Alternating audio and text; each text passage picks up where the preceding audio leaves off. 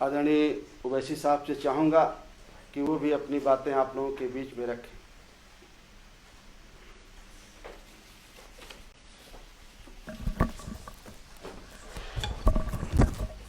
बहुत शुक्रिया जनाब बाबू सिंह कुशवाहा साहब, बहुत शुक्रिया जनाब वामन मिश्रा साहब। मैं तमाम हसीनापुर और साहिबाबाद के देखने वाली जनता को अपनी जानिब से आप तमाम को आज 26 जनवरी है, रिपब्लिक डे है, यौम जमहूरिया है, मैं आपको उसकी मुबारकबाद पेश करता हूँ। मैं साथ ही साथ शुक्रगुजार हूँ जनाब बाबू सिंह कुशवाहा साहब का, जो जन अधिकार पार्टी के प्रेसिडेंट हैं, नेता हैं, जनाब वामन मिश्रा साहब को जो बहुजन मुक्ति पार्टी के सदर हैं, और दीगर जो पार्टीज मिलकर हमने भागीदारी परिवर्तन मोर्चा बनाया है। आज उसकी पहली वर्चुअल रैली है। आने वाले विधानसभा के चुनाव के लिए वर्चुअल रैली पहले की जा रही है ताकि 10 फरवरी के दिन जो MIM पार्टी के जिम्मेदार हैं, वो जो कैंडिडेट हैं, आप उनके हक़ में अपने वोट का इस्तेमाल करिए। मैं सबसे पहले हसीनापुर की जनता को अपनी जानिब से सलाम करता हूँ, नमस्कार करता हूँ, और आपको बताना ज़रूरी समझता हूँ कि यहाँ से हमारी पार्टी के जो भागीदारी परिवर्तन मोर्चा का हिस्सा है, यहाँ पर हमारे कैंडिडेट जनाब विनोद जाटव साहब हैं। और आप जानते हैं कि हमेशा ये देखा गया कि जो कोई भी हसीनापुर जीतता है वो पार्टी सरकार में आती है। एक श्राप सा लग चुका हसीनापुर विधानसभा को। आप बताइए कि जब पंडित नेहरू ने चंडीगढ़ और हसीनापुर बनाने का ऐलान किया, चंडीगढ़ इतना तरक्की कर गया मगर हसीनापुर में कोई तरक्की नहीं हुई। आप ये भी जानते हैं कि हसीनापुर में कृष्णा सर्किट में टूरिज्म में इसको शामिल किया जा सकता था, मगर बीजेपी की सरकार जो डबल इंजन कहलाती है, हसीनापुर में अब तक एक रेलवे स्टेशन उन्होंने नहीं बनाया। हसीनापुर की जनता जानती है कि हर साल बारिश जब होती है तो खद्दर का जो इलाका है वो पानी में डूब जाता है। ये डबल इंजन की सरकार हसीनापुर में मोदी और योगी की एक ट्रेन का स्टेशन नहीं बना पाई, एक रेलवे ट्रैक नहीं बना पाई। इतनी बड़ी तारीखी ऐतिहासिक जगह है, उसको कृष्णा सर्किट में शामिल नहीं किया। और फिर जो गन्ने के किसान हैं, वो जो बार बार इस बात का डिमांड कर रहे हैं कि गन्ने पर कीमतें बढ़ाई जाएं, ये डबल इंजन की मोदी और योगी की सरकार झूठी साबित हुई कि किसानों से कहा कि उनकी इनकम को डबल कर दिया जाएगा, वो झूठा साबित हुआ। फिर हसीनापुर की जनता जानती है कि वहाँ पर स्कूल के नाम पर कोई बिल्डिंग नहीं है। हसीनापुर की जनता ये भी जानती है कि अल्पसंख्यक समाज के हमारे OBC भाइयों को और मुस्लिम अक़लियत को, पिछड़े समाज को वहाँ पर स्कूल नहीं है, यूनिवर्सिटी नहीं है। एक डिग्री कॉलेज पिछले साल सैंक्शन हुआ, अब उसकी बिल्डिंग अभी कंस्ट्रक्शन चल रहा है। बसेस चलती हैं, नाम पे सिर्फ नहीं नजर आती, मवाना रोडवेज डिपार्टमेंट पर। हर जगह हसीनापुर में गंदगी, कचरा और सबका साथ, सबका विकास के झूठे बातें जो बीजेपी करती है वहां पर आपको नजर आता है। हसीनापुर की जनता ये भी जानती है कि किसकी वजह से ओमकार सिंह तोमर ने खुदकशी की। हसीनापुर की जनता जानती है कि जो बीजेपी के जिम्मेदारों की वजह से ओमकार सिंह तोमर ने खुदकशी की।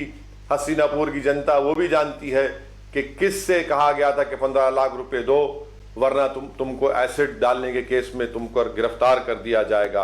हसीनापुर की जनता ये भी जानती है कि कार्तिक पूर्णिमा स्नेहा मेला की तामीर का कंस्ट्रक्शन की बात कब से की जा रही है, उस पर कुछ नहीं होता। इसीलिए मैं हसीनापुर की जनता से ये अपील कर रहा हूं कि आप लोग मिलकर इस भागीदारी परिवर्तन मोर्चा, जिसमें हम बाबू सिंह कुशवाहा साहब को ये तय करे हैं कि अगर उत्तर प्रदेश की जनता हमको सत्ता देती है तो पहले 2.5 साल के लिए हमारे बड़े भाई जनाब बाबू सिंह कुशवाहा साहब इस भागीदारी परिवर्तन मोर्चा के मुख्यमंत्री होंगे, और 2.5 साल के बाद हमारे दलित समाज के लोग मुख्यमंत्री रहेंगे।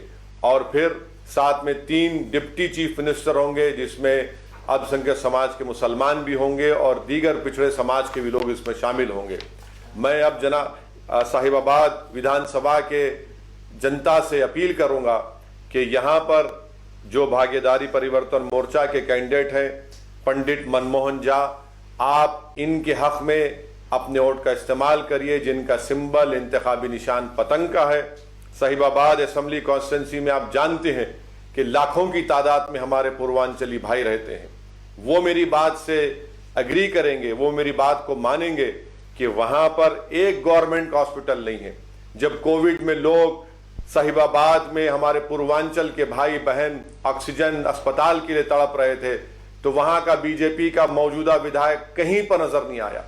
अब तक एक अस्पताल वहां पर नहीं बना। आप ये भी जानते हैं कि सिर्फ मेट्रो में नोएडा सेक्टर 62 में सिर्फ 2 पिल्लर डाले गए और साहिबाबाद की जनता के लिए कोई ट्रांसपोर्ट का इंतजाम नहीं है। बेरोजगारी साहिबाबाद और हस्तिनापुर और उत्तर प्रदेश के नौजवानों का मुकद्दर बनकर रह गया।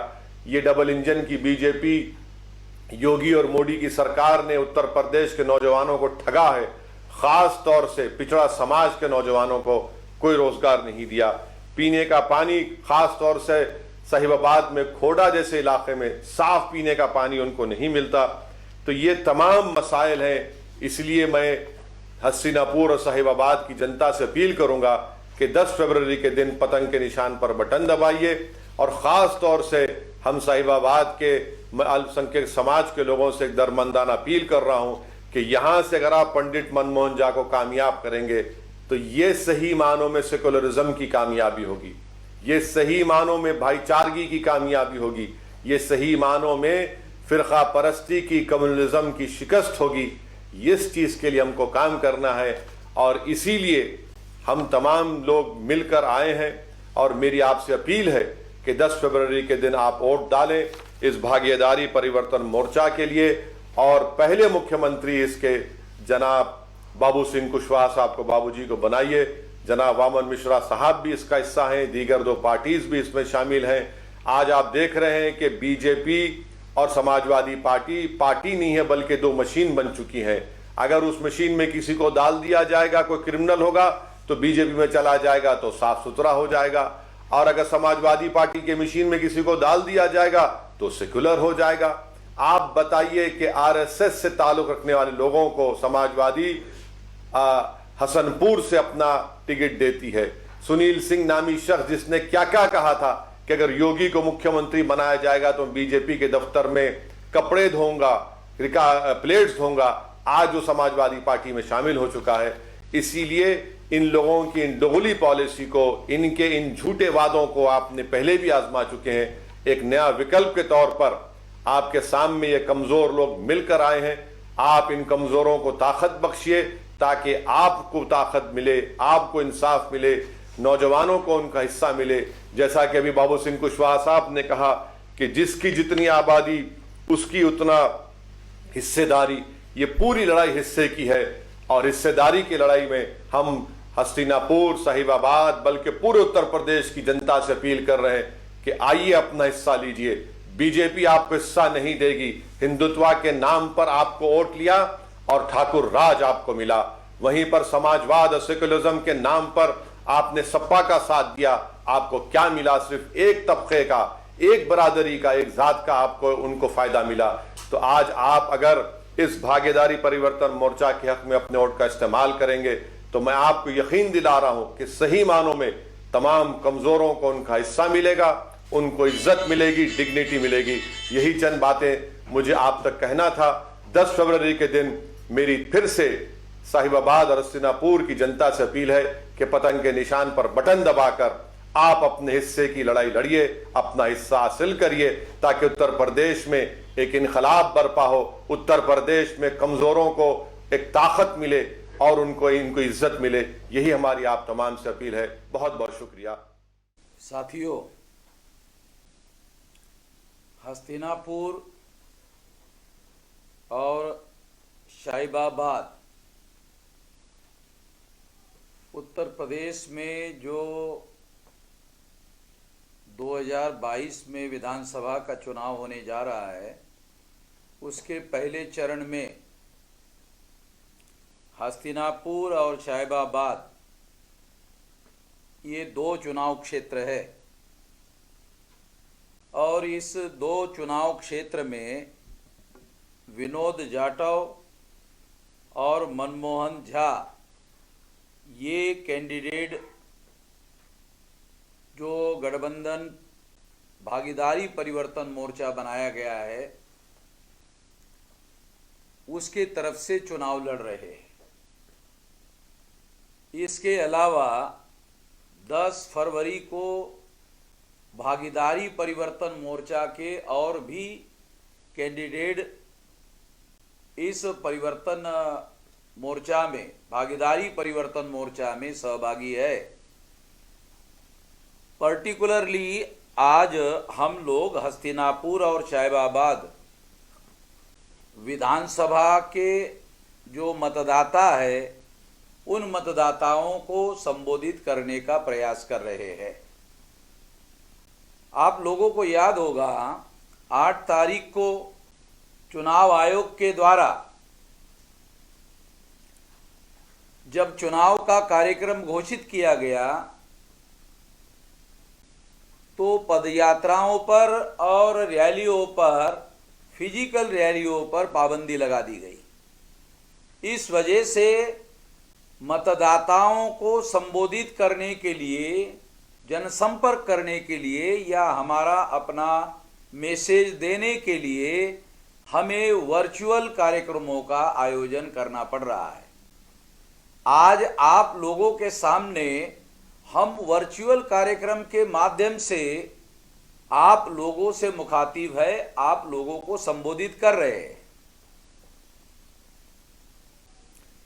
तो इस तरह से हम लोग ये जो 22 के विधानसभा का चुनाव है, इस विधानसभा के चुनाव में हम लोगों ने भागीदारी परिवर्तन मोर्चा बनाया है।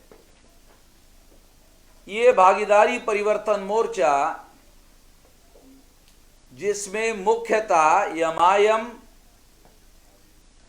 जनाधिकार पार्टी और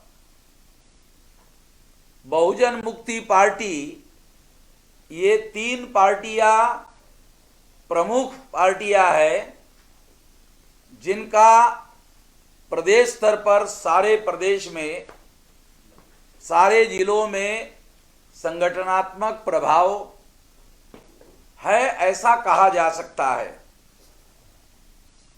और उसके साथ साथ 22 तारीख को प्रेस कॉन्फ्रेंस में और भी हमारे 2 छोटे दल भी इस गठबंधन में सहभागी किया गया। उस दौरान ये घोषित किया गया था कि इस गठबंधन के दरवाजे खुले हैं और जो भी इस पार्टी में या इस गठबंधन में आना चाहते हैं उनका इसमें आगमन है। तो अभी ऐसे बहुत सारे दल, 8-10 दल जो है, छोटे छोटे 8-10 दल इस गठबंधन में आने के लिए रजामंद है। उनका भी जैसी हमारी पॉलिसी निर्धारित है उसके अनुसार ये पॉलिसी के तहत उनको इस गठबंधन में सहभागी कराने के बारे में हम लोग गठबंधन के जो प्रमुख साथीदार हैं वो आपस में सलाह मशवरा करके इस पर निर्णय भविष्य में करेंगे। इस समय हम लोग वर्चुअल रैलियां कर रहे हैं और वर्चुअल रैलियां करने की वजह से बहुत लंबा समय इन रैलियों में बोलने के लिए उपलब्ध नहीं किया जा सकता, नहीं हो सकता। बहुत सारी दिक्कतें, टेक्निकल दिक्कतें हैं, इस वजह से ऐसा किया जा रहा है। तो मैं 2-3 बातें खास तौर पर जिस बात को लेकर हम लोग रहे हैं उसको ध्यान में रखते हुए मैं कुछ बातें आप लोगों के सामने रखना चाहता हूं। सबसे पहले तो 26 जनवरी 1950 को जो संविधान इस देश में लागू करने का ऐलान किया, वो संविधान अगर अमल किया गया होता तो इस देश में रिप्रेजेंटेटिव डेमोक्रेसी वजूद में आती, रिप्रेजेंटेटिव डेमोक्रेसी इस्टेब्लिश होती, और अगर ऐसा होता तो देश के तमाम वंचित समूह के जो लोग हैं, जिसमें खास तौर पर हम ऐसा मानते हैं कि एससी, एसटी, ओबीसी और माइनॉरिटी के जो लोग हैं, उनको इस देश की जो जमहूरियत है, इस देश की जो लोकतांत्रिक व्यवस्था है, उस व्यवस्था में रियल रिप्रेजेंटेटिव मिलना चाहिए था। वो रियल रिप्रेजेंटेटिव मिला हुआ दिखाई नहीं देता है। ये जरूर कहा जा सकता है कि अनुसूचित जाति और जनजातियों के जो लोग हैं, उनको रिजर्व सीटें पूना पैक्ट के तहत दी गई है, जिनके तहत उनके प्रतिनिधि केवल नॉमिनेट किए जाते हैं, और नॉमिनेटेड रिप्रेजेंटेशन की वजह से उनको रियल रिप्रेजेंटेशन का अधिकार मिला हुआ नहीं है। आजादी मिलकर लगभग 75 साल हो रहे हैं और गणतंत्र को अभी ये 73वां साल चल रहा है। तो इतने साल का समय हो गया है, इस वजह से हम ये कहने की स्थिति में है, या ये कहा जा सकता है कि इतने साल में निश्चित रूप से देश में गणतंत्र का मतलब है, गणतंत्र शब्द से वास्तविक बात समझ में नहीं आती है। गणतंत्र के बजाय अगर हम प्रजासत्ताक इस शब्द का उपयोग करें तो प्रजासत्ताक शब्द का प्रयोग करने का मतलब ये होता है कि प्रजा की सत्ता होनी चाहिए, और प्रजा की सत्ता लोकतंत्र में प्रतिनिधित्व के द्वारा ही साध्य की जा सकती है, और कोई भी वास्तविक लोकतंत्र रिप्रेजेंटेटिव के ही आधार पर वजूद में आता है। इस आधार पर अगर देखा जाए तो हमारे देश का लोकतंत्र अभी रिप्रेजेंटेटिव डेमोक्रेसी हासिल करने में कामयाब नहीं है। इस वजह से जो लोग वंचित है, जिन लोगों को इस व्यवस्था से वंचित रखा गया है, उन लोगों को अपने प्रतिनिधि चुनकर भेजने के लिए देश में जद्दोजहद करना पड़ रहा है, संघर्ष करना पड़ रहा है। और इसी संघर्ष का एक बड़ा नतीजा है कि उत्तर प्रदेश के विधानसभा चुनाव में हम लोगों ने खास तौर पर माइनॉरिटी, बैकवर्ड क्लास और शेड्यूल कास्ट, इन लोगों ने मिलकर, जिनकी संख्या अगर हम सरकार के ही आंकड़े मान ले तो 19% मुस्लिम है, 21% शेड्यूल कास्ट के लोग हैं, ये 40% होते हैं, और 52% ओबीसी। अगर इनको मिलाया जाए तो ये आंकड़ा जो है बहुत ज्यादा हो जाता है, ये 90% से भी ज्यादा हो जाता है। तो इस तरह से इन लोगों को रियल रिप्रेजेंटेटिव मिला हुआ नहीं है, सही और सच्चा प्रतिनिधित्व नहीं मिला हुआ है।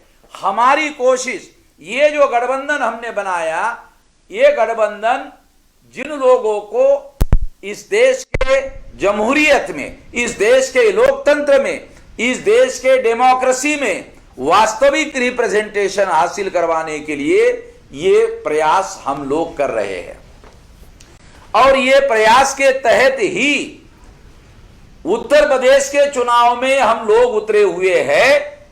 आने वाले समय में 403 विधानसभा का चुनाव होना है, और 10 फरवरी को पहले चरण का वोट पड़ेगा, और हम लोगों ने पहले प्रेस कॉन्फ्रेंस में यह घोषित किया है, उसके अनुसार 403 विधानसभाओं पर हम चुनाव लड़ेंगे। अब तक 380 सीटों पर हम लोगों का, सभी लोगों का सहमति हो गई है, 23 सीटें बाकी है, और वो जल्दी ही हम लोग बैठ के तसल्ली से फाइनल कर देंगे। इसमें कोई बहुत बड़ी समस्या आने वाली नहीं है। मैं देश में इन लोगों को विकास का नारा देकर भ्रम में डाला जा रहा है, और विकास के संदर्भ में जो बताया जा रहा है, मैं ये बात खास तौर पर आपको बताना चाहता हूं कि आजादी के आंदोलन में, जब आजादी का आंदोलन गांधी जी और नेहरू जी के नेतृत्व में चलाया जा रहा था, तो उस समय स्वराज्य की बात की जा रही थी। आजादी मिलने के बाद जिन लोगों को स्वराज्य मिला, उन लोगों के द्वारा स्वराज्य के हासिल करने वाले लोगों ने सुराज्य की बात करना शुरू कर दिया और सुराज्य के तहत उन लोगों ने विकास का एजेंडा और विकास का कार्यक्रम चालू किया। विकास के कार्यक्रम में उत्तर प्रदेश का उदाहरण देते हैं कि विकास के कार्यक्रम में हमें दो चित्र दिखाई देते हैं। एक तो विकास के बारे में उत्तर प्रदेश में बताया जाता है कि 13 इंटरनेशनल एयरपोर्ट बनाए गए हैं। चलो, बनाए गए होंगे। बहुत सारे एक्सप्रेस हाईवे रोड बनाए गए हैं। चलो, ये भी मान लेते हैं कि बनाए हैं। मगर जो इंटरनेशनल एयरपोर्ट बनाए गए हैं, वो जो वंचित समूह है देश का, उनके लिए वो विकास का कार्यक्रम है, ऐसा नहीं कहा जा सकता। और जो सुपर एक्सप्रेस हाईवे बनाए गए हैं, वहां वंचित समूहों के लोगों को अपनी बैलगाड़ियां, अपने मोटरसाइकिल या साइकिल चलाने के लिए भी पाबंदी है, इसलिए वो डेवलपमेंट भी उनके लिए है, ऐसा नहीं माना जा सकता। इसलिए ये जो गठबंधन बनाया गया है, ये गठबंधन कुछ हद तक हम ऐसा कह सकते हैं कि हम लोग हमारे लोगों का स्वराज्य चाहते हैं। हमारे लोगों का अगर स्वराज्य नहीं होगा तो हमें अपने लोगों का स्वराज्य भी स्थापित नहीं किया जा सकता। मां के प्रेयर में मैं एक किस्सा आपको बताता हूं और ये किस्सा बताकर बात समाप्त करता हूं, क्योंकि मैं स्वराज्य और सुराज्य का फर्क समझाने के लिए उदाहरण बता रहा हूं। वर्धा में बाबा साहब अंबेडकर गांधी जी को मिलने के लिए गए थे, तो गांधी जी ने उनको कहा था कि ये बात किसी को भी मत बताना कि आप मिलने के लिए आ रहे हैं। तो उन्होंने किसी को भी नहीं बताया, मगर वो बात लीक हो गई और लाखों की संख्या लोग जो है वहां इकट्ठा हो गए। तो गांधी जी ने बाबा साहब अंबेडकर को पूछा कि आपके सीक्रेट रखने के बावजूद भी इतने सारे लोग इकट्ठा हो गए हैं, क्या बात है कि इतने सारे लोग, मैं यहां बार बार लोगों को आपके बुलाता हूं, बुलाने के बाद भी लोग नहीं आते, और आपने नहीं बुलाया फिर भी लाखों की संख्या में लोग आ गए हैं, क्या बात है? तो बाबा साहब अंबेडकर ने गांधी जी को कहा कि गांधी जी, दाई का प्रेम और माई के प्रेम में फर्क होता ही है। आप प्रेम कर रहे हैं, मगर ये दाई का प्रेम है और मेरा प्रेम माई का प्रेम है, तो माँ और दाई के प्रेम में तो फर्क होता ही है। इसलिए हम ये चाहते हैं कि तुम हमारे लिए स्वराज्य लाओगे, इस पर हमारा यकीन नहीं है, क्योंकि ये माई और दाई के तरह ही है। हम चाहते हैं कि हम लोगों का स्वराज्य हो, हमारे लोगों को भी राज करने का, ये देश हमारा है। ये देश जो है जैसे दूसरों का है वैसे हमारा भी है, और हमें अधिकार है। और संख्या के अनुपात का सिद्धांत अगर डेमोक्रेसी में मान लिया जाए तो ये अधिकार हमारा बहुत मजबूती से है। इसलिए मैं ऐसा मानता हूं कि हमें केवल स्वराज्य नहीं चाहिए, केवल विकास नहीं चाहिए, हमें स्वराज्य भी चाहिए, और ये स्वराज्य के लिए ये गठबंधन काम करेगा, ऐसा मैं इस मौके पर कहना चाहता हूं। मैं अपनी बात इतनी ही कहना चाहता हूं। धन्यवाद।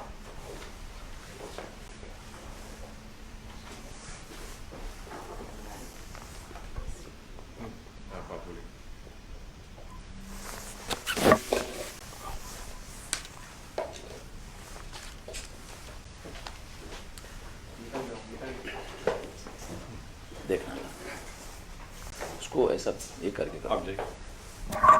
अब जनाब बाबू सिंह कुशवाहा साहब, जो जन अधिकार पार्टी के सदर भी हैं और हमारे भागीदारी परिवर्तन मोर्चा के कन्वीनर भी हैं, और हमारे चीफ मिनिस्टर के कैंडिडेट भी हैं, वो आप तमाम लोगों से बात करेंगे, मुखातिब करेंगे। जनाब बाबू सिंह कुशवाहा साहब।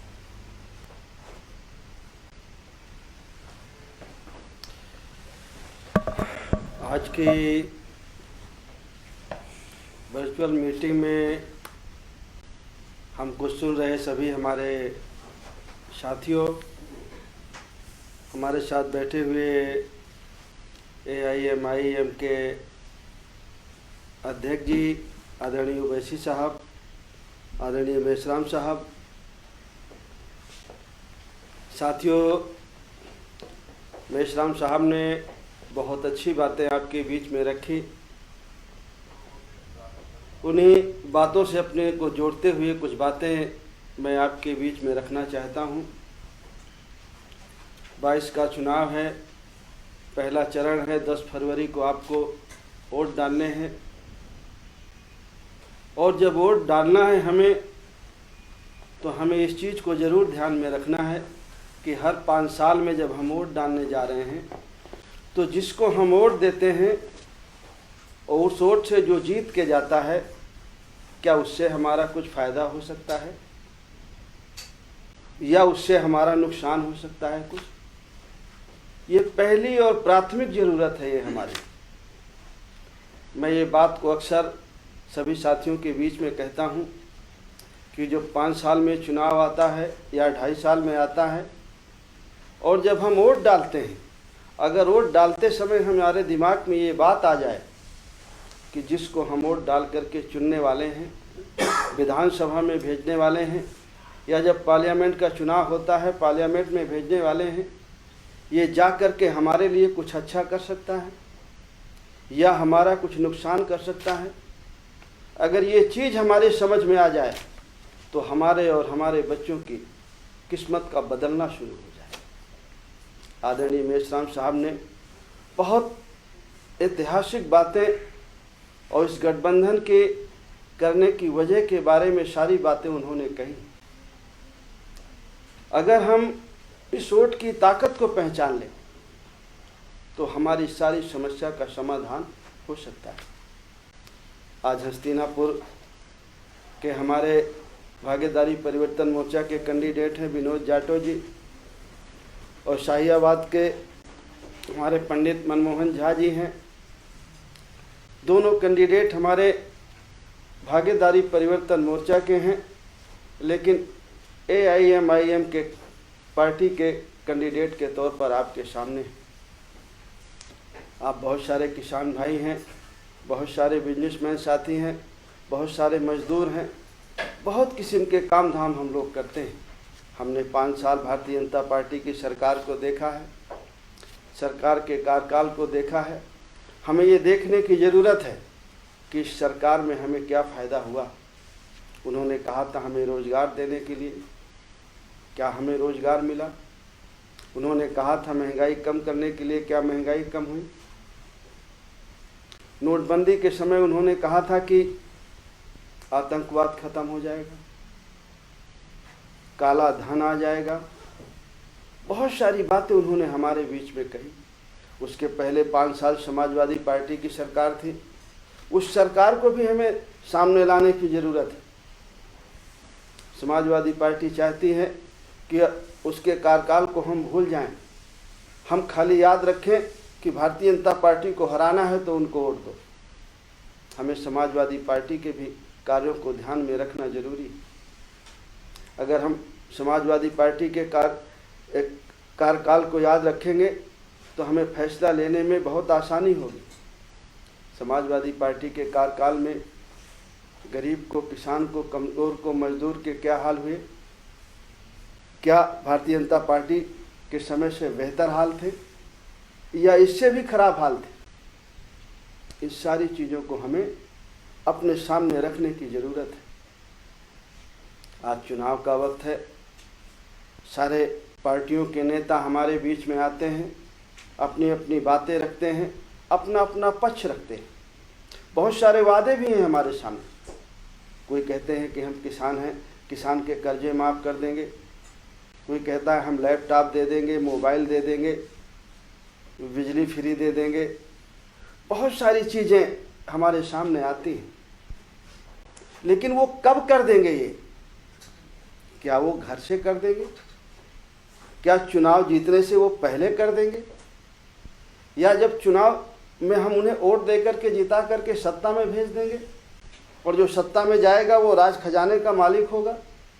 क्या राज खजाने से करेगा या वो घर से करेगा? और जब उसे जीतने के बाद राज खजाने का मालिक बनना है और राज खजाने से करना है तो उससे क्यों कराना? अगर उसकी नीयत अच्छी होती तो पहले कर सकता था, हमने उसे पहले मौका दिया है। इससे ये काम उससे नहीं कराना, ये काम तो हम खुद भी कर सकते हैं। गरीब का, किसान का, मजदूर का, दलित का, पिछड़े का, अकलियत का बच्चा भी कर सकता है। MIM के लोग भी कर सकते हैं, बावन मेश्राम साहब के लोग भी कर सकते हैं, बाबू सिंह कुशवाहा के लोग भी कर सकते हैं। अगर हमारे लोग अपने वोट की ताकत को पहचानें और अपने वोट का सही इस्तेमाल करें तो आने वाला समय हमारे आने वाली पीढ़ी का होगा। आज जो देश के हालात हैं, कुछ लोगों ने हिंदुत्व के नाम पर हमारा वोट लिया और सत्ता में गए, हमारे बच्चों की शिक्षा ख़त्म की, रिजर्वेशन ख़त्म किया, आगे बढ़ने के सारे मौके ख़त्म किए, हर हाल में हर तरह से हमको पीछे करने की कोशिश की। और दूसरी तरफ समाजवादी पार्टी कहती है कि देखो भाई, बीजेपी बहुत ख़राब पार्टी है, बैकवर्ड का नुकसान करती है, दलित का नुकसान करती है, मुसलमान भाइयों का नुकसान करती है, तो आप हमको वोट देती है। लेकिन जब हम उन्हें वोट दे करके उनको सत्ता में जब हमने भेजा 4 बार, तो उनका भी कार्यकाल हमें याद है। जब हमने उनको सत्ता में भेजा और जब हमने कही कि हमें भागीदारी चाहिए, तो हमें भागीदारी नहीं मिली, लाठियाँ मिली। सत्ता में तो वो जाते हैं पिछड़ों के नाम पर और मुसलमान भाइयों के नाम पर, लेकिन जब वो सत्ता में पहुंच जाते हैं तो कुछ लोगों की सरकार हो जाती है, सबकी नहीं होती, कुछ की सरकार हो जाती है। हमारा जो भागीदारी परिवर्तन मोर्चा है उसका एक नारा है और ये पूरी दुनिया में है कि जिसकी जितनी संख्या भारी उसकी उतनी हिस्सेदारी। हम चाहते हैं कि हर क्षेत्र में जिसकी जितनी आबादी है उसको उतना हिस्सा मिले, चाहे वो सरकारी नौकरियां हो, चाहे वो प्राइवेट हो, चाहे वो ठेके पट्टी हो, चाहे वो विकास का काम हो। जिसकी जितनी आबादी है, आबादी के हिसाब से आप हमको हिस्सा दीजिए।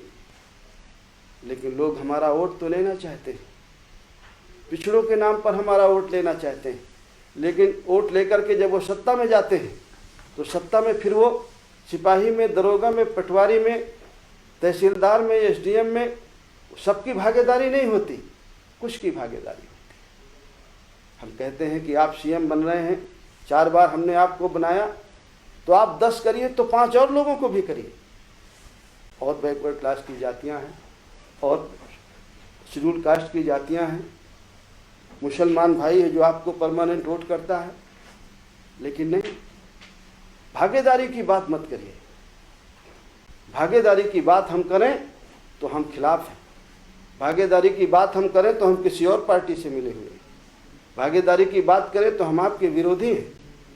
अगर हम अपने हक अधिकार की बात करें, हम अपने बच्चों के हक अधिकार की बात करें, किसान के हक की बात करें, मजदूर के हक की बात करें, बच्चों के रोजगार की बात करें, तो कहते हैं कि नहीं, वो हमारे खिलाफ है। हम किसी के खिलाफ नहीं हैं, हम सबके हक में हैं। हम चाहते हैं कि सबको हिस्सा मिले, भागीदारी मिले। हम चाहते हैं कि जो हमारा किसान है उसको खाद बीज सस्ती मिले, उसकी फसल की सही कीमत मिले, न्यूनतम समर्थन मूल्य की गारंटी हो, उससे कम में जो खरीद हो उस पर मुकदमा हो। हम चाहते हैं जाति जनगणना हो। हम चाहते हैं कि छोटे दुकानदार किसान के कर्जे माफ हों। हम चाहते हैं एक समान शिक्षा पद्धति हो, चाहे वो गरीब का बेटा हो चाहे अमीर का बेटा हो। हमारे देश में दोहरी शिक्षा नीति, एक तरफ प्राथमिक विद्यालय हैं, गांव में प्राइमरी स्कूल है जहां गरीब का, किसान का, दलित का, पिछड़े का, मुसलमान का बच्चा पढ़ता है, एक तरफ प्राइवेट पब्लिक स्कूल है जहां बड़े लोगों के बच्चे पढ़ते हैं। हम में से 10% लोगों के बच्चे जो प्राइवेट पब्लिक स्कूल में पढ़ते हैं, बाकी हम में से 90% के बच्चे तो प्राथमिक विद्यालय में पढ़ते हैं। एक तरफ CBSE और ICSE की पढ़ाई होती है और दूसरी तरफ दूसरी तरफ यूपी बोर्ड की पढ़ाई होती है। जब गरीब का बच्चा प्राथमिक विद्यालय में पढ़ के जाता है और बड़े आदमी का बच्चा प्राइवेट पब्लिक स्कूल में पढ़ता है, और जब कंपटीशन में बैठता है तो गरीब के और किसान और दलित और पिछड़े अकलियत के बच्चे के अंदर हीन भावना होती है। मैंने तो ICSE नहीं पढ़ी, मैंने तो CBSE नहीं पढ़ी। हम चाहते हैं कि एक समान शिक्षा पद्धति हो। गरीब का बच्चा टाटपट्टी में बैठ के पढ़ ले, बड़े आदमी का बच्चा AC में बैठ के पढ़ ले, लेकिन पाठ्यक्रम एक हो, शिक्षा पद्धति एक हो। तो एक समान शिक्षा पद्धति हो, अनिवार्य शिक्षा हो और फ्री शिक्षा हो। हम चाहते हैं कि जो गरीब और कमज़ोर लोग हैं उन्हें इलाज की सुविधा हो, फ्री इलाज हो। जो बेचारे गरीब और कमज़ोर लोग हैं, 5 किलो अनाज का उन्हें लालच दिया जा रहा है, गैस सिलेंडर चूल्हे का लालच दिया जा रहा है। लेकिन अगर हम गैस सिलेंडर और चूल्हे की कीमत जोड़ें और उसका महंगाई का पैसा अंतर निकालें तो कितना पैसा हमसे ज़्यादा ले लिया जाता है। डीजल और पेट्रोल में 56 रुपये 1 लीटर में हमसे ज़्यादा पैसा लिया जा रहा है। किसान को 6,000 दे करके 60,000 ले लेते हैं और कहते हैं कि हमने आपको 6,000 रुपया दिया। अकेले डीजल से पेट्रोल से अगर हम कहें तो सरकार ने 2425 करोड़ लाख करोड़ रुपया कमाए और उसमें से 2 लाख करोड़ रुपया पूरे देश के किसानों को दिया। मैंने लगभग बताया, बाकी एक्चुअल जानकारी तो आदरणीय ओवैसी साहब को होगी, मेश्राम साहब को होगी। तो ये हमारे सामने समस्याएं हैं। साथियों, मैं आपसे एक ही बात कहना चाहता हूँ कि ये लड़ाई खाली शौक के लिए या नेतागिरी की नहीं है। ये लड़ाई अपने बच्चों की हक हिस्से की लड़ाई है, इज्जत स्वाभिमान की लड़ाई है। इसलिए मैं चाहूँगा कि आने वाले 10 तारीख में जो हमारे दोनों प्रत्याशी हैं, हस्तिनापुर से विनोद जाटव जी और साहिबाबाद से पंडित मनोज झा जी, जिनका चुनाव निशान है पतंग।